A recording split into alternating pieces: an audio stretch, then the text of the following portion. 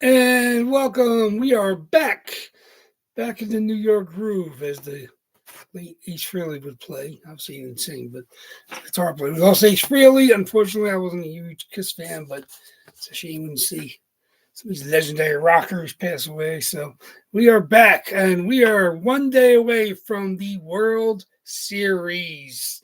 So the Jays got back there after 32 years. Daunting task in front of them with the gazillion-dollar Dodgers, defending World Series champions. They're definitely not the favorite. Obviously, the Dodgers are, even though the Jays have home field advantage. So it definitely that can go a long way. Obviously, they can be patient at the plate. We'll see if that's something that comes into play. Obviously, the Dodgers are reliant on the swing and miss. A lot of splitters they throw. Same thing with the Jays. Jays throw a lot of splitters.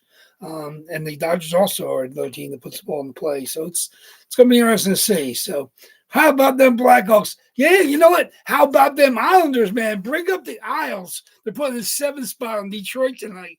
That's absolutely insane. So it's they were the last winless team, I think. Well, now San Jose had two overtime losses, so they have more points. But the Isles seem to be back from the dead. So the Markstrom is a red Calgary Fanatics. The Markstrom is obviously he's the goaltender. It's technically starting goaltender. I think he's hurt right now with Devils, but yeah. So that's the Markstrom is red. I don't think I have another Markstrom after that. No, I was trying to think what I have backups that I have boxed up, but not the Markstrom. I think I might have a. I'm trying to think what's in. No, maybe a Rantanen. I think I have an alt Rantanen. So when that hits, obviously that could be added to the next reload. Stuff's been showing up. I had a jersey I ordered last week showed up today for the next reload. No spoilers. Pretty cool jersey. Something we don't see all the time. So that's going to be cool. I think that's going to be popular with you guys. Like I said, good stuff. Obviously, the Austin Matthews, Toronto. Nick's closing. Nick is stepping in, grabbing the last two spots. And like I said, they're discounted. So thank you, Nick. I knew you did MA spots today, so that's why I sent out some reminders to help people that passed on the break today. So there you go. Nick F is grabbing the Jacob and the Druin. That Druin is so beautiful. As a Bolt fan, and that's a Reebok Pro from when he was a rookie there. Obviously, traded shortly after for Mikhail Sergachev out to Montreal. And obviously now, he won two cups there in the Bolts, and now he's with the Mammoth. But obviously that Druin, went from Montreal to Colorado, and now he's with the Isle. So, yeah, that's an absolutely beautiful Reebok Pro. I kind of thought it was a Pro when I picked it up. And like I said, I was buying it no matter what. Like I said, I hadn't seen a Reebok Druin in forever. And, I grabbed it. I'm like, and then it kind of looked like it, but I didn't question. And then when it arrived, I'm like, "Ooh, this is pretty cool." Like I said, I like the Reebok Pro jerseys. Don't see them, much anymore. Obviously, from that era when he was a rookie there, but you don't see tons of them. In fact, I didn't even see. Like I said, I've always, for the last couple of years, I was grabbing the Eichel Reebok Buffalo jerseys and the Sammy Reinhart Reebok Buffalo jerseys, and they were all replicas. They were never pro jerseys, even when they got traded, and now they've won cups elsewhere. Sammy scored tonight. He won two cups up in Florida, and Jack is playing MVP caliber hockey out there in Vegas, and he has his cup. But yeah, like I've never even saw one of their pro jerseys. Obviously, David Adams, Hudo and Hip Parade, they are based right there in Buffalo, so they always get the Buffalo players in for signings pretty regularly. And like I said, so they've always had, I'm sure they had a nice stockpile of the autographed jerseys from those guys when they were there, but never even seen a pro model of either of those players. Would have grabbed it, of course. Obviously, David Adams put those jerseys in Hit Parade for a while when they still had them, but yeah, like I said, I'll put you down here. Nick F with the Markstrom, Nick F with the Jonathan Drouin. So there it is. We're full, everybody. Thank you very much. Like I said, I discounted the last couple just to get it full. Obviously, I know it's lot of spots the first couple weeks. Obviously 36 boxes, 37 spots. We have done 3 boxes since the reload, and we still haven't hit a reload jersey. So there's 15 boxes with 16 jerseys on the shelves to the left of the table, and none of those have been hit yet. We've hit the last 2 reloads, and so we're down to 1, 2, 5, 4, and 9 from the September reload, and 15 from the October reload. So 15 of the 36 boxes are from this reload. So not quite 50-50 yet. We will hit one, but I expect if we don't hit one today, the odds of hitting one have to be, you're getting close to 50-50 chances. 2 boxes on Sunday, of course, and we'll see what comes out there. But lots of hockey tonight. We got lots of late games, so when we're done here, make sure you get on to your ESPN Plus. I'm not sure if the preview's still available. Usually runs for like a week or so. It's probably been shut off. But if you have Disney Plus, I know they include the ESPN Plus, I believe, in that package, and I've been watching it on my TV and my computer. So going upstairs, I throw it on the computer. It's easier than going in the room watching the TV. But like I said, the late games, I always try to throw them up before going up to bed. Obviously, with the World Series out in LA for games 3, 4, and 5. I guess that's how they're doing it. 2, 3, 2. I think that's how we're doing it. I think they're doing 2, 2, 1, 1, 1. So I think it's 2, 3, 2, like they did in the championship series. So I guess those games will be a little bit earlier because the West Coast, I don't know. I think the next 2 games probably at 8, but going to be a new one. That's what you're feeling. Thomas is feeling the reload. Here we go. There we go. Let me see. You got some spots in there. You do. You got 4 spots in this reload. So you're leaning heavy. Like I said, I don't mind. There's no way for the randomizer to lean heavy, but it's just, obviously it's when you're talking odds are 1 in 36 that any single box hits tonight. There's no way that the newer boxes are more or less likely, but your odds eventually. You do mathematical odds. If it's the odds are always the same every time we do the randomizer, but if you can calculate the mathematical odds of a new jersey not coming for 3, 4, 5 boxes. There's no way that the randomizer doesn't get affected by that, but it's just more peculiar than anything. There's no way to affect the odds. It's not like if like I said, we have 1 box up there from May, we could add 10 boxes up there from May, but as of right now, there's only 1 from May, 2 from late June. The early June reload has been already cleared out, but 2 from late June. And then we're looking at the 5 from July, 4 from August, and then 9 from September, and that's it. I adjusted the piles a little bit in the middle. Like I said, the oldest jerseys are on the left side. All was that 7 of them? 7, 2 to 8. The 81, 23, 32, and then the 5 from July, and then in the middle got 4. The top 4 from the August, and then the 7 on the right and the bottom 2 in the middle are all from the September reload. So just keep it in order, kind of, even out a little bit. But we haven't touched the stuff on the bookshelves or the shelves here on the side. So maybe we hit one of those tonight. Maybe we got a couple. Maybe we'll hit 2 on Sunday. But we've seen that happen before. But Thomas is definitely all in on the reload. So hopefully that's one of the boxes that pops up for him. He's looking for anything from 87 to 2. So there you go. That's if 87 to 2, because nothing was skipped. 87 all the way to 99 plus 1 and 2. And that's the boxes there in the reload. It looks like we probably won't have to skip the next reload. So if I do 14, 15, 16 boxes, whatever it may be, the oldest box we have other than 81 is 23. So we have a ways to go before we have to start skipping again.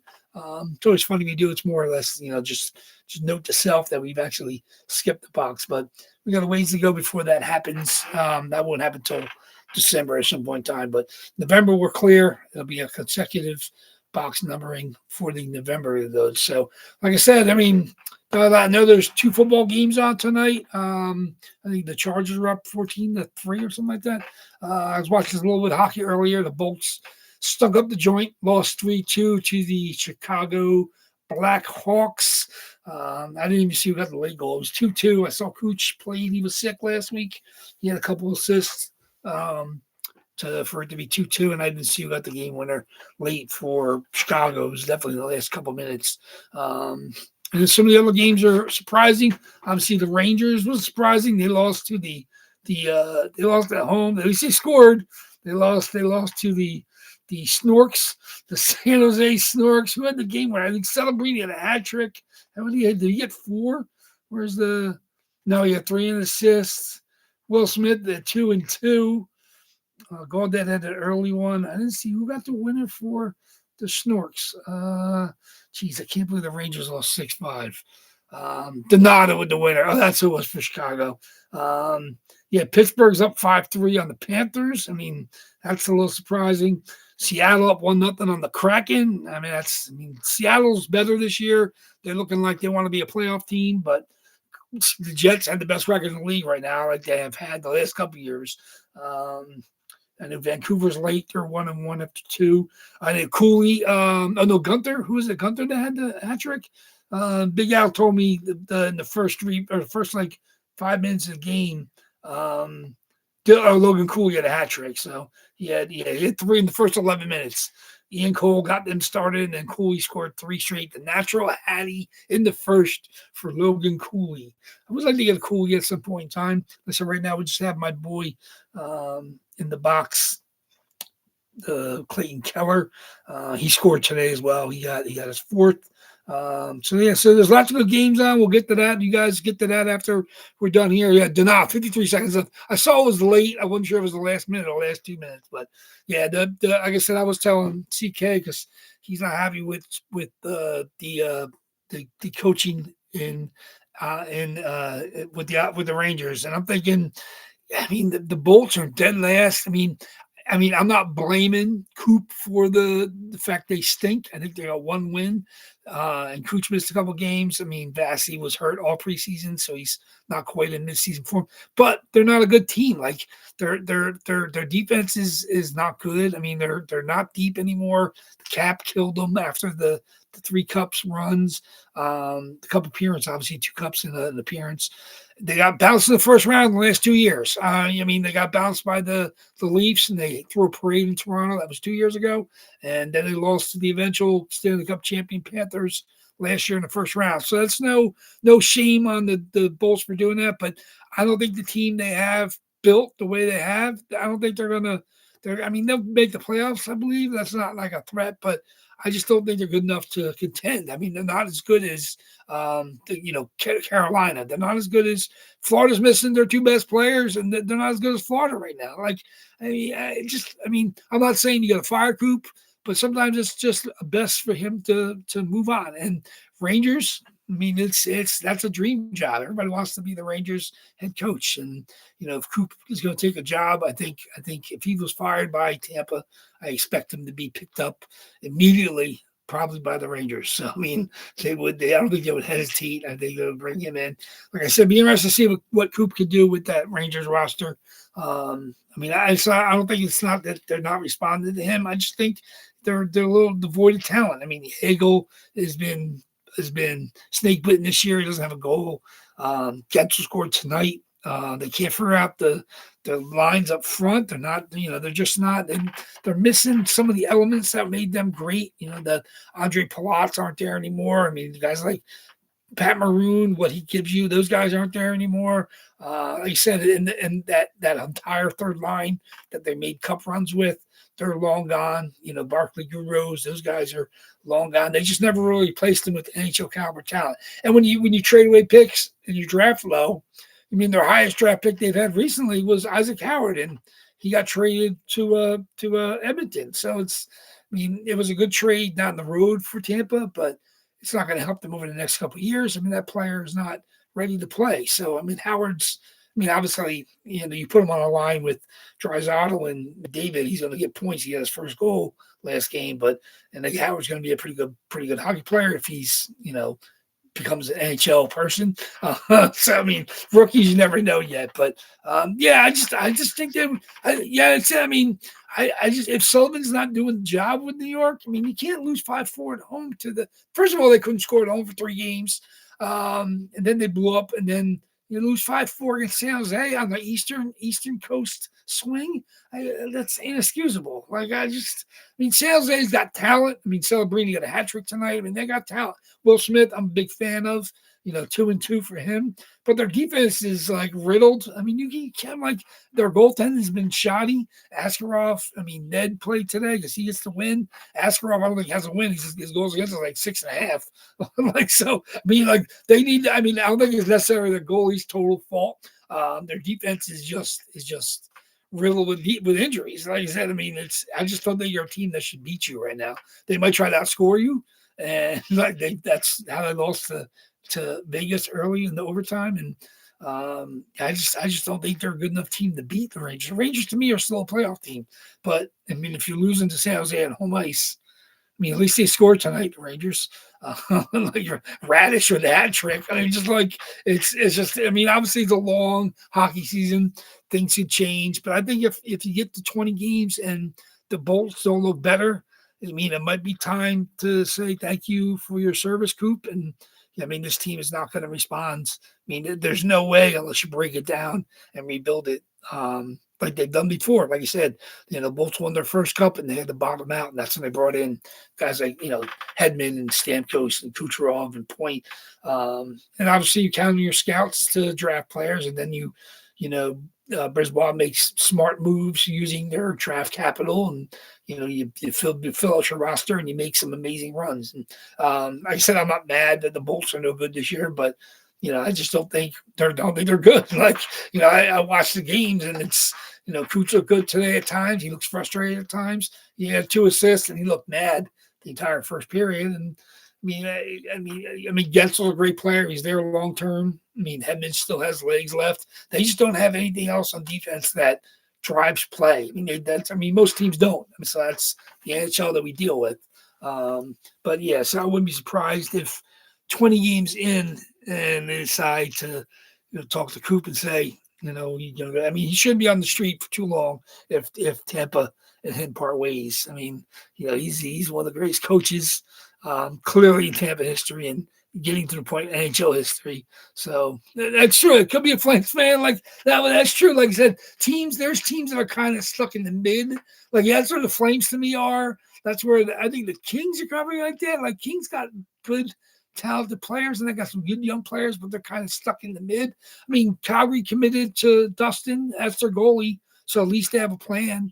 Like you said, they have, but they've moved some talented players. They've had the Foley for a little while. They had Goudreau who passed away, but he was in Columbus when that happened. And obviously the Huberdeau and the Uyghur trade, that was a smart hockey move because they give you stuff. Obviously you trade away Unicorn and Matt Tkachuk, but like you said, Huberdeau, put up big numbers, right away, and then he came down, then he rebounded a little bit. He's a good player. Uyghur's a good player. Parake is going to be great on defense. They got talent. So I think, like you said, I thought they were headed that direction too. That's why you give Dustin Wolf the big contract, because you figure, okay, you take the next step. Next year we'll make some noise, and they're kind of spinning wheels, and that's tough to do in the NHL, because if you're spinning wheels, that means you're either one of the last 2 teams in or one of the last 2 or 3 teams out, and there's no way you can get better from that angle. You got to bottom out. You got to bottom out like Buffalo, who hasn't figured out how to build it back up again. But you bottom out like the Islanders did, the Devils did a couple years ago, like Ottawa did. Those teams that bottomed out have now built teams which are threats. Obviously Ottawa's got some talent. The Devils look fierce. Obviously, Jack Hughes healthy looks fierce. That team, they got veteran goalies. Obviously Markstrom's healthy. You got Jake Allen. Like you said, they got goalies they can win with. Their defense. Dougie Hamilton's healthy. Nemec has taken the next step. He's got 5 points already this year. Like I said, Luke Hughes, they're talking about him as being one of the best defensemen in the league. We'll see. I don't know if he's winning Norris this year, but he's getting a lot of hype out of the box. Like I said, the Devils are going to make noise. They're definitely, they're better than mid. They're going to be. I don't know if they're winning the East, but if they can get into the 3 to 6 range, that's deadly. You never don't want to get stuck 7-8. They're going to have to play one of the top teams, and you don't want to be 9 or 10, because those teams, you don't make the playoffs and you have bad lottery odds, and then you just hope the ping pong balls bounce your way and to get a top pick. So I mean that's kind of the Islanders did. The Islanders were kind of a mid team, and then they just got lucky and won the lottery and got Schaefer this year, who's looked all the part. So I mean that's kind of what you need. But I mean, look at the Rangers had number 1 pick Lafreniere and number 2 pick Kako, and neither of them are impact players. I mean, it's Schaefer looks great. Like Schaefer's eating a lot of minutes, but you're talking like an 18, 19-year-old kid. He had a point per game his first 5 or 6 games. He didn't have a point tonight, even though they scored 7 goals, but he was a +2, I think, and he played the most minutes on their defense. So that's the kind of game changer you need on your team. You don't expect your rookie teenage defenseman to be controlling your defense, but like I said, it's the NHL is weird like that. Sometimes, Misa just started playing again. He's got a point in the first couple games. So, like I said, McKenna, the thing is, it's college hockey. It's a different ball game. He's still. I thought the Pens were gonna stink enough to get him, but it's not looking that way. It looks like Malkin and Crosby don't want to go out quietly into the good night. And they had good points tonight. They smoking up Florida. Malkin's played great this season. Crosby's played great this season. They got good young players. Kindle, their rookie, scored a goal tonight. He was first round draft pick last year. And so they got a lot of young players in their lineup, but we'll see how it shakes out. You give them 40, 50 games into the season, we'll have an idea of who's here for real and which of these teams get ready for the offseason. But like I said, it's been fun hockey so far. Like I said, I've watched enough of the West Coast games. Baseball's kind of kept me off the live hockey games. I've caught mostly highlights, but like I said, we got a week left of baseball. Obviously, it starts Friday and Saturday. And then I guess they're off a game heading out to LA. So it'll be Saturday, then Sunday, Monday, and then take one off. And then it's Thursday, maybe. So I guess you're looking at within 10 days, the World Series will be over.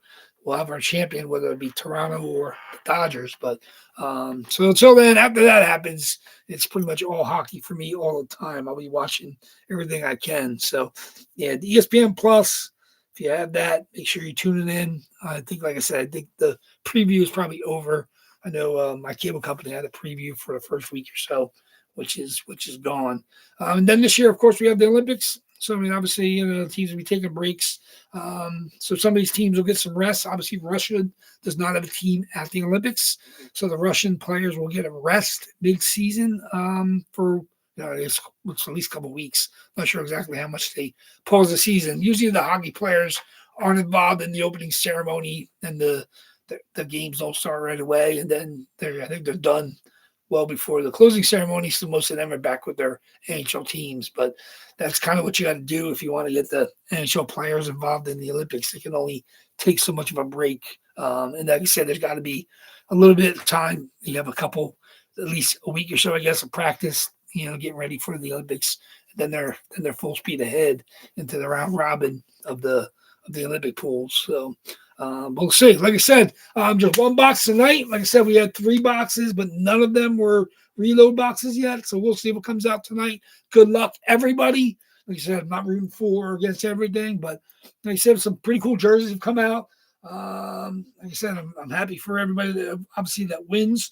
Some of these have been long chases for you guys, and some of them are pretty brand new chases. So I'm always happy to see you guys grabbing the new stuff, and obviously keeping stick to itiveness to the old stuff. It does pay off. So we'll see what comes out tonight. Good luck, everybody. Let me see. Like I said, I think we got a pretty good crowd. I think we got 14 different owners tonight. We're looking at Tyrone, Scott Spots, Big Al, Jason R, Larry V, Joseph K, who's been hot.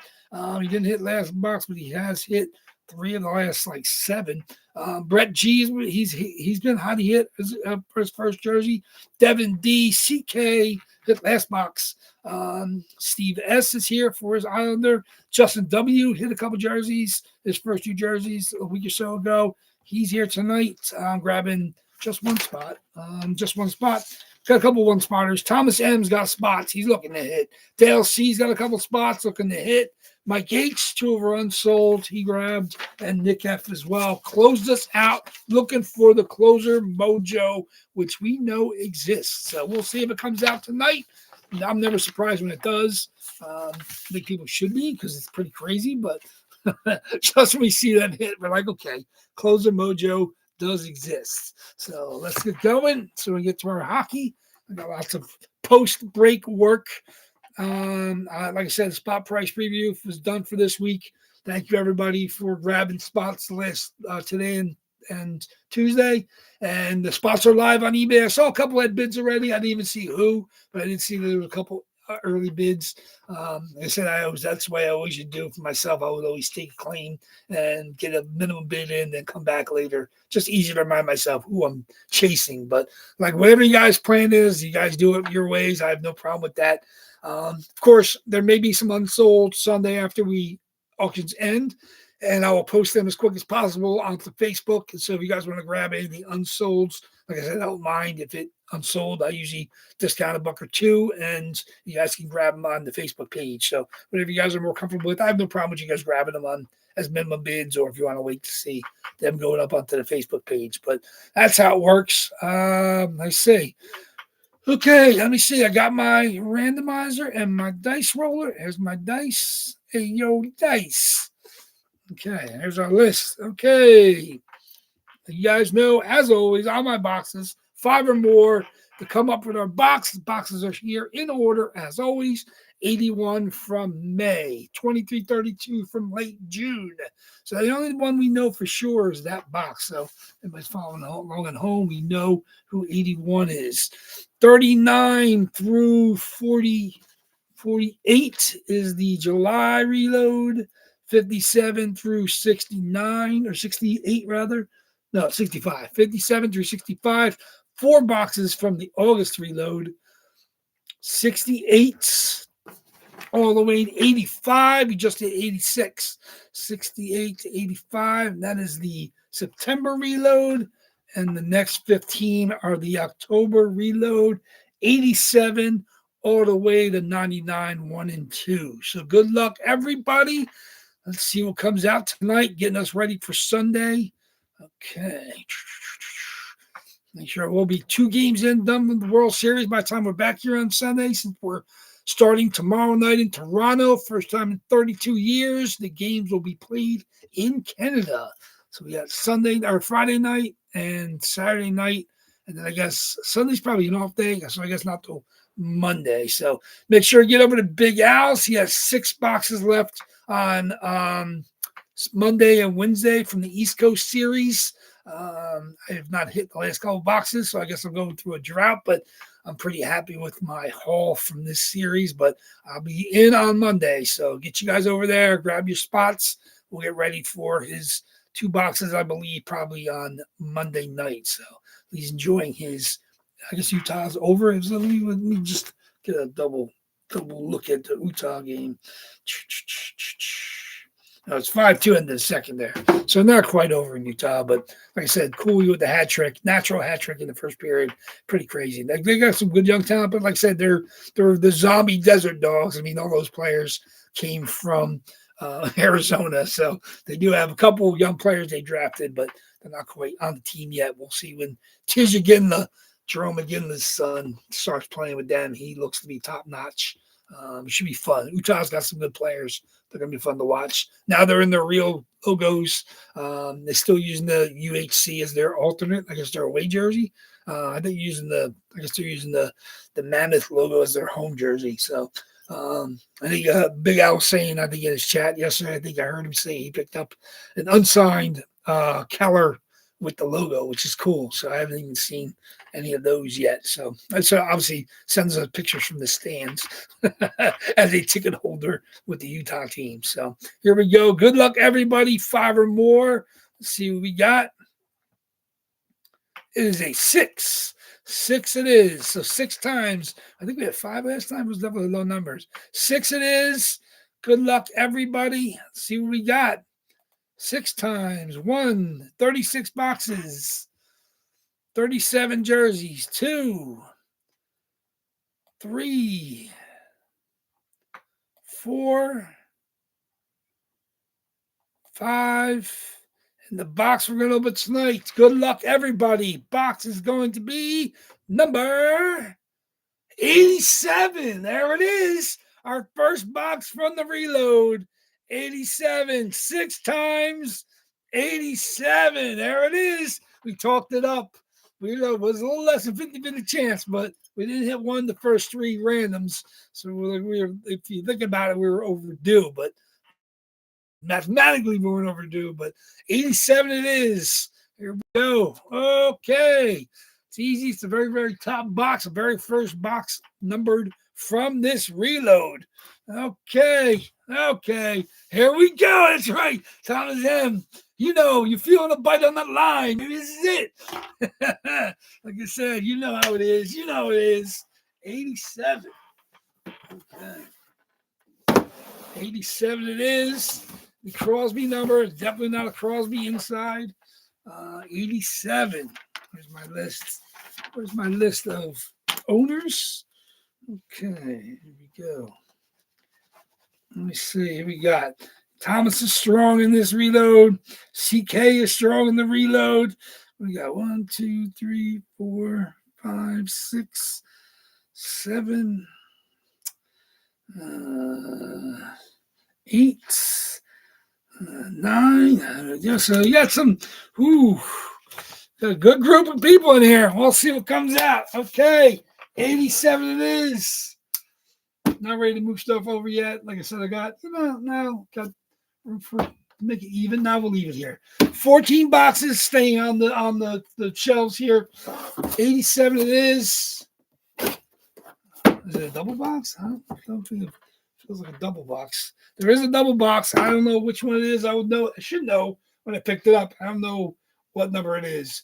I was looking earlier. I'm trying to figure out who I even put in the double box. I had an idea of who was going into it, and then I left my list upstairs. And then when I packed the boxes, I think I put in different people. So even now, I'm kind of confused on who the double box might be. So here we go. 87 it is, guys.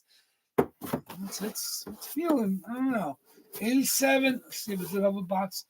Oh, it is not a double box, but it's an absolutely beautiful jersey. Closer Mojo. Jonathan Druin Reebok Pro model. Closer Mojo does exist. There is proof positive. Closer Mojo. Like I said, I've been a benefit of that in the past. I've been a victim of that in the past. But there it is. Absolutely beautiful. I couldn't wait for this to hit. This is amazing. Obviously, Frozen Pond, one of the best COAs in the business. Frozen Pond, hollow sticker and card. Jonathan Drouin, top 5 pick with the Tampa Bay Lightning. Obviously, he played junior hockey with Nathan McKinnon. Obviously, he was traded for Mikhail Sergachev, helped the Bolts win back-to-back cups and a third appearance. Sergachev moved on to Utah, now a Mammoth. But this is Druin, moved on to Montreal, then to Colorado, playing for a little bit. Was hurt some with Colorado, but obviously now he's with the New York Islanders. This is an absolutely beautiful jersey.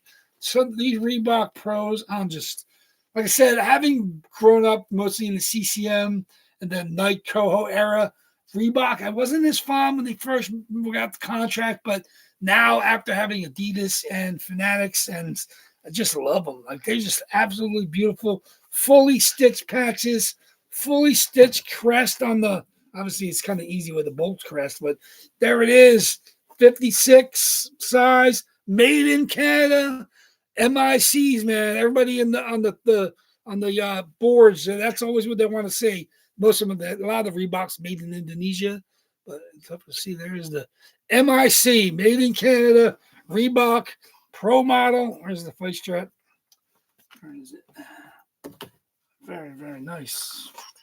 There it is. And that's actually, you can tell the phony ones, like the imitation ones, are very, very small patched on. But obviously on the Reebok Pro models, there it is. We've had a couple, over in the past. I think I have maybe a couple in my PC. I can't remember exactly who even, but the Reebok Pro models absolutely there, as you can tell. When you see pictures on like the listings, when you see that big rectangular patch around the small patch, that's kind of how you know. That's, the phony ones, the phony Reeboks, and even the Fanatics premiums now. It's just you get the little small square, but when you see the large square, that's obviously how the pro. I mean, obviously the ones they use in the games actually have more padding. They usually have like elbow paddings, but the Reebok Pro models that you can buy for the fans, these are as nice a jerseys as you can get, man. There it is. 27, Jonathan Druin. Couldn't wait to show that one off. Such a great jersey, man. Reebok. Like I said, and I used to think the pro models had the Reebok logo, but no, because I've seen reps with the swooshy logo and the Reebok Pro model sometimes with the Reebok name on the jersey. But there we go. Such a beautiful jersey to show off. I was so happy that I hit that one. Center Ice Authentics. There it is. Center Ice Authentic jerseys. Still tagged. Obviously, even has your sales tag when it was bought. Doesn't have a price right now on it. Made in Canada, though. That's the ones everybody wants. The Made in Canada Reebok Pro models. Congratulations. Yeah, the cheap Chinese ones have just that little square. You can easily tell. Like if you look inside, you can, like I said, I bought a cheap Chinese, Cooch Stadium Series jersey just to hang on my wall upstairs. Not signed or anything like that. It's got a little crappy patch, the little tag inside. But yeah, the real ones, especially, I mean, it's easier to tell now, obviously, with the Adidas ones, but having that fight strap on that large patch, that's the real deal. There you go. Like I said, I mean, they stitch it right through the numbers. They don't mess around on the Reeboks. There you go. Very, very nice. Real nice. That's it. I'm telling you, it's an incredible jersey. Like I said, when I see, and you said they're not making more of these. So when you find these Reeboks, especially the still tagged up, Reebok Pro models, I'm always thinking about you guys. I'm going to grab them so you guys can chase them. Like I said, I only have a couple in my PC. But like I said, I'm more than happy to grab them when I see them because I think they're great to put in the boxes. I mean, obviously the Fanatics premium new ones and the Adidas are easier to find. But they said if you want, like I said, I don't mind, past teams, players, 1 or 2, 3, 4 teams removed because players move around so much. So it's legit when you see that. Like, I mean, even like I said, the Cujo that Joseph hit, I mean, that I got, it was not authorized. I mean, it wasn't no COA. I had to send it out myself to JSA. That wasn't a pro model, but that was a real nice Coho rep. I mean, they made nice reps. Nike made nice reps. The Cohos made nice reps. I mean, even the CCM reps were real nice, but just something about the quality when Nike and Coho. I only have certain teams. Individual teams can have contracts with those apparel companies, and they did a good job when they did the jerseys. But Reebok had the lead contract when Drew was drafted. So there you go. Congratulations again.